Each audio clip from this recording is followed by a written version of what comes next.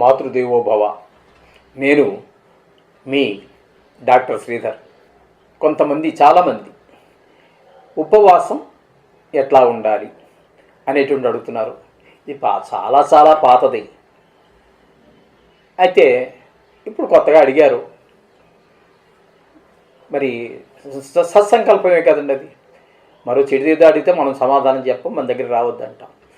సరే, మొత్తానికి భగవత్ సంబంధమైనటువంటి విషయం కాబట్టి మనం ఏదో నాకు తెలుసున్న 4 ముక్కలు చెప్పడానికి ప్రయత్నం చేస్తాను.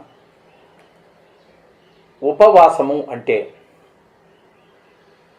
ఏ రోజైతే ఉపవాసం ఉండదలుచుకున్నామో, ముఖ్యంగా ఉపవాసం అనేది చాలా సందర్భాల్లో చేస్తూ ఉంటారు. ఆడవారు ఎక్కువగా చేస్తూ ఉంటారు, మగవారు ఎందుకంటే బయటికి వెళ్ళవలసినటువంటి పరిస్థితి, మనసు ఉద్యోగం మీద పెట్టవలసినటువంటి పరిస్థితి. కాబట్టి కొన్ని సందర్భాల్లో గబుక్కుని ఆకలి వేసి ఈ దేశమాట మర్చిపోయి ఇంటి దగ్గర ఉన్న వాళ్ళకి ఇంక అదే దృష్టిలో ఉంటారు. కాబట్టి ఇంటి దగ్గర ఏదో ఆ పిల్లలకి పెద్దవాళ్ళకి ఏం చేయాలో చేసేసి పెట్టేశారంటే దేవుడి దగ్గర కూర్చుంటారు. లేదా 4 ముత్తైదువులు అందరూ ఓ దగ్గర, ముత్తైదువులనే కాదు 4 ఉపవాసం ఉండేటటువంటి ఈ అలవాటు ఉన్నటువంటి వాళ్ళు, ఆ ఉత్సాహం ఉన్నటువంటి వాళ్ళు, శారీరక ఆరోగ్యం సహకరించేటటువంటి వాళ్ళు ఓ 10 మంది ఓ దగ్గర పోగొతారు. అందరినీ, ఇంట్లో పిల్లల్ని స్కూల్కి, పెద్దవాళ్ళని ఆఫీసులకి పంపించేసిన తర్వాత అందరూ కూర్చుంటారు. అక్కడ ఈ భగవత్ సంబంధమైనటువంటి విషయాలు మాట్లాడుకుంటూ, భజనలు చేసుకుంటూ, విష్ణు సహస్రనామము, భగవద్గీత ఇత్యాదులన్నీ కూడా చదువుకుంటూ ఉపవాసం చేస్తుంటారు.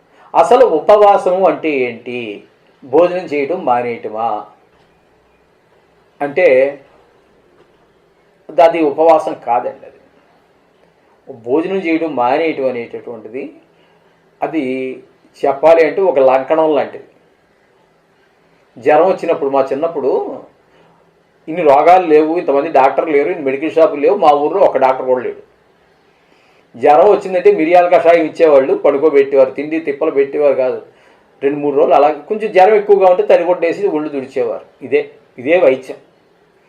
సరే, 2-3 రోజులకి బ్రహ్మాండంగా ఆకలి ముత్తుకునేవాడు ఎవరికైతే జ్వరం వచ్చిందో వాళ్ళు. అలా జ్వరం వచ్చింది వాడు అలా ఆకలిని బాధపడుతుంటే అడిగిన వెంటనే కూడా పెట్టేవారు కాదు. ఒక పూట వాడు ఆకలి అనాలి, ఒక పూట అంతా కూడా అన్న తర్వాత పెట్టేవారు. అంటే ఆకలి మరింత ఎక్కువ అవుతుంది అనమాట. అలాగా అప్పుడు వైద్య విధానం, అప్పుడు వ్యవహారం అట్లుండేది. దాన్ని జ్వరం వచ్చిన వాడికి పెట్టేది, దాన్ని లంకణం అంటారు. ఆ విధంగా కాదండి చేసేది విధానం. ఇక్కడ ఏంటంటే అసలు ఉపవాసం అంటే అంటే దగ్గర, వాసం అంటే ఉండటం, ఎవరికి దగ్గరగా ఉండటం అండి. ఉపవాసం అంటే ఎవరికి? అన్నం పళ్ళానికి కాదండి, టిఫిన్కి కాదు. మనం దగ్గరగా ఉండవలసింది భగవంతుడి దగ్గర. మన దృష్టి ఏ పనైనా చెయ్యి, భగవద్ధ్యానం చేసుకుంటూ చెయ్యి. మొదటి పొద్దుట లేచావు, స్నాన సంధ్యాదులు అన్నీ చేసావు, ఆ రోజు ఏదో అసలు ఈ ఉపవాసం అనేటటువంటిది ఎప్పుడు చేస్తామండి? పర్వదినాలలో చేస్తూ ఉంటాం. ఒక శివరాత్రి లేదు, చాలా ఉన్నాయి, ఏకాదశులు, అనేక రకాల పూజలు ఉన్నాయి, వ్రతాలు ఉన్నాయి, అందరికీ మీకు తెలుసున్నవే. అటువంటి పరమ పవిత్రమైన రోజులు మాత్రమే చేసేదే ఉపవాసం. అదేంటంటే ఉపవాసం అంటే భోజనం మానడం అనేది అస్సలు ఏ మాత్రం దీనికి సంబంధం లేని వ్యవహారం అండి. ఇప్పుడు ఉపవాసం అంటే దేవుడికి దగ్గరగా ఉండమని, అంటే భగవన్నామస్మరణలో రోజంతా గడపటం అని అర్థం. దీంట్లో కొంతమంది నక్షత్రం చూసేకి తినేవాళ్ళు కొంతమంది ఉంటారు, సాయంకాలం పొద్దున్న నుంచి ఖాళీగా ఉండి. కొంతమంది ఆ రాత్రి అలాగే పడుకొని ఏమీ తినకుండానే కేవలం పళ్ళు పలహారాలు తీసుకొని, అవి కూడా మితంగా, అపరిమితంగా కాదండి. నేను ఏదో ఉపవాసం అని చెప్పేసి 7-8 రకాల పళ్ళు రకానికి 1 డజన్ చప్పును ఇచ్చేసుకున్నాడు అనుకోండి, రోజు తినే తిండి కంటే 4 రెట్లు ఎక్కువ అవుతుంది. అది ఉపవాసం కాదు. అట్లా కాకుండా చక్కగా నీరసం రాకుండా, మళ్ళీ దానివల్ల ఉపవాసం వల్ల శరీరం క్షీణించిపోయి బీపీ ఉన్నవాడికి బీపీ డౌన్ అయిపోయో లేకపోతే ఎక్కువైపోయో, షుగర్ ఉన్నవాడికి ఎక్కువైపోయో తక్కువైపోయో ప్రాణం మీద తెచ్చుకునేటట్టుగా కాదండి. అన్నీ ఆరోగ్యంగా ఉన్నప్పుడు చక్కగా ఆ పూట భోజనం మానేసి ఆ సమయాన్నంతా, భోజనం చేసే సమయం కాదండి, ఆ రోజు సమయాన్నంతా కూడా భగవంతుడికి సమర్పించేయాలి.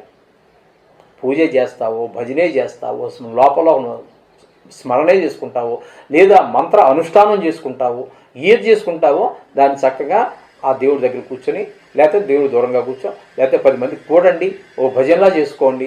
మొత్తం మీద భగవంతుని యొక్క, మనకి తెలుసు కదండి, ఇప్పుడు మనకి ఈ భాగవతంలో చేతులారంగా శివుని పూజించడేమి, నోరు నవ్వంగా హరికీర్తిను, ఇవన్నీ విన్నాం కదా. ఆ విధంగా ఆ రోజంతా గడపగలగాలి. అది ఉపవాసం అంటే. ఈ విధమైన ఉపవాసాలు చేయండి. అటు ఆరోగ్యం మెరుగు, అంటే ఆరోగ్యవంతుడు మాత్రమే, అనారోగ్యవంతుడు వద్దండి.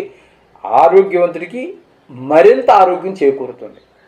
అంతేగాని ఆరోగ్యం బాగలేనప్పుడు చేసి ప్రాణం మీద తెచ్చుకోవద్దండి.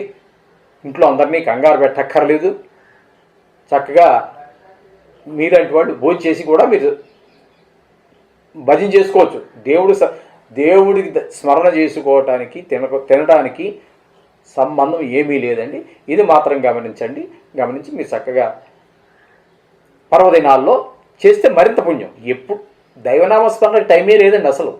కానీ పర్వదినాలలో చేయటం వల్ల ఫలితం మరింత చాలా ద్విగుణీకృతం అవుతూ ఉంటుంది, చాలా రెట్లు ఎక్కువ వస్తుంది. ఆ విధమైనటువంటి ప్రయత్నం చేయండి, మంచి ఫలితాలు పొందుతారు. దేవుడి సన్నిధికి చేరగలుగుతాము. ఉపవాసం అనేటువంటిది ఒక పరమ నిష్ఠాగరిష్టంగా చేయవలసినటువంటిది. కొంతమంది కూర్చొని నేను చూశానండి, పేకాడుకుంటున్నారండి ఉపవాసం. ఆ రాత్రి జాగారం కూడా అన్నట్టండి. పేకాడుకునే అది దేవుడు ఏమైనా అసలు పుణ్యం రాకపోగా శిక్షిస్తాడు కూడా. ఇలాంటి దౌర్భాగ్య పనులు చేయకూడదండి. ఓకేనండి. శుభం భూయాత్.